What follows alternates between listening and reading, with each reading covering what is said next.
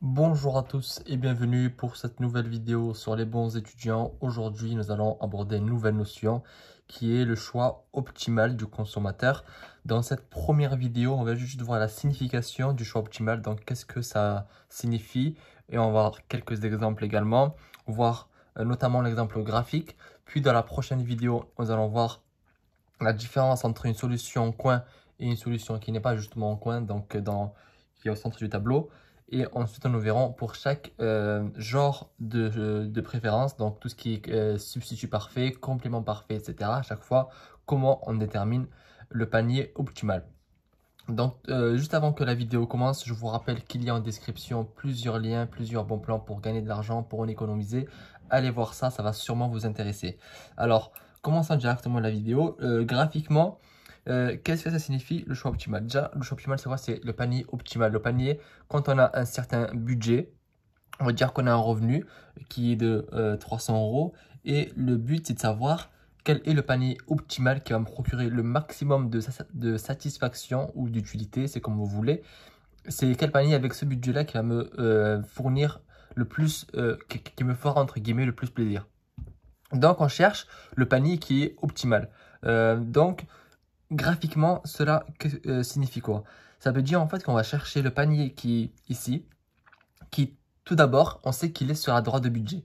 Parce que si il est en bas, c'est vu qu'on préfère toujours plus à moins, on sait qu'il est sur la droite de budget. Il ne peut pas être au-dessus parce qu'on n'a pas assez d'argent. Il ne peut pas être en bas parce que les paniers en bas, on sait déjà qu'ils sont toujours inférieurs à ceux qui sont en haut. D'accord? Donc le panier optimal se situe sur la droite de budget.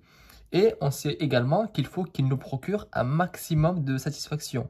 Donc un maximum d'utilité. Et on avait vu dans les précédentes vidéos que les courbes d'indifférence, plus on s'éloigne, plus leur utilité elle augmente. Donc en fait, les paniers qui vont être sur cette courbe de différence, on va dire celui-ci, va être inférieur au panier qui est là. Donc, une fois qu'on connaît ces deux informations, le panier optimal, c'est celui en fait qui est sur la droite de budget et en même temps sur la courbe d'indifférence la plus haute qui touche sa droite de budget. Donc comme celui-ci, c'est-à-dire que on peut voir que la droite de budget ici, elle touche ici, donc cette courbe d'indifférence ici et ici. Et elle touche celle-ci, bon ici, bon c'est mal tracé, mais en réalité, elle le touche en un seul point, donc ici. Et on va prendre du coup la courbe d'indifférence qui est la plus haute, parce qu'elle fournit plus d'utilité. Parce qu'on avait vu que celle-ci, on va dire que c'est 1, 2, 3. Et donc, celle qui procure le plus de satisfaction au consommateur, c'est la numéro 2. Et en plus, elle touche la droite de budget. C'est parfait. Donc, je vous ai mis ici les deux conditions pour le choix optimal, donc pour le panier optimal. La première, c'est être situé sur la droite de budget. Donc, comme je vous l'ai expliqué, il faut que le panier optimal respecte le fait que le consommateur n'est pas est justement limité par son revenu. Il ne peut pas se procurer tout ce qu'il veut. Il a une limite. Et la deuxième condition, c'est être situé sur la droite de budget qui apporte le plus de satisfaction. Bon, c'est la courbe d'indifférence qui apporte le plus de satisfaction en réalité.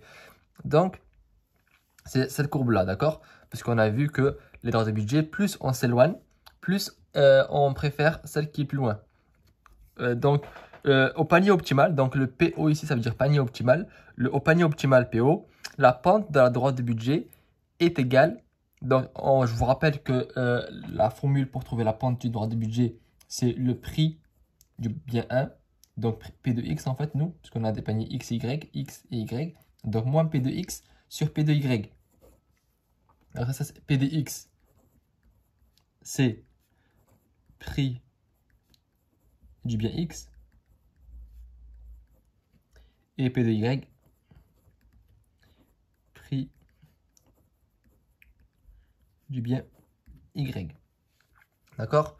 Donc, et du coup, au panier, enfin, lorsqu'on a le panier optimal, la pente de la droite de budget, celle-ci, c'est égal au TMS.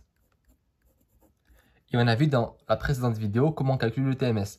Donc, le TMS, on a différentes méthodes, mais là, on peut dire, par exemple, que c'est moins P de X, P de Y est égal à moins utilité marginale de X sur utilité marginale de Y. Pourquoi en fait c'est égal? Parce qu'on peut voir que vu que les deux se croisent ici, ça veut dire que la valeur de la pente ici est égale à la pente de la droite de budget, parce que c'est le même point. C'est pour ça qu'on a cette égalité-là et qui va nous servir, vous allez voir dans les prochaines vidéos, pour calculer le panier optimal, parce que ça se calcule. Il y a différentes méthodes, Lagrange, la méthode de substitution, on le fera en vidéo.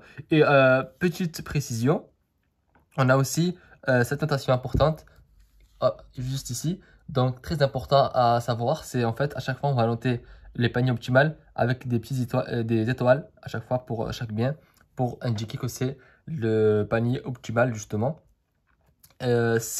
Avant de continuer à regarder les prochaines vidéos, si vous êtes dans la playlist Microéconomie S1, je vous conseille, si vous ne savez pas calculer l'utilité marginale de X ou de Y ou calculer la pente de la droite de budget, il faut impérativement connaître toutes ces notions-là avant de continuer à regarder la suite de la playlist, parce qu'elle est très importante, parce que ça va nous servir impérativement pour calculer justement les paniers optimaux. J'espère que cette vidéo vous a aidé et je vous donne rendez-vous dans la prochaine vidéo où on va voir les différentes solutions en coin et qui se présentent à nous pour pouvoir ensuite calculer le panier optimal.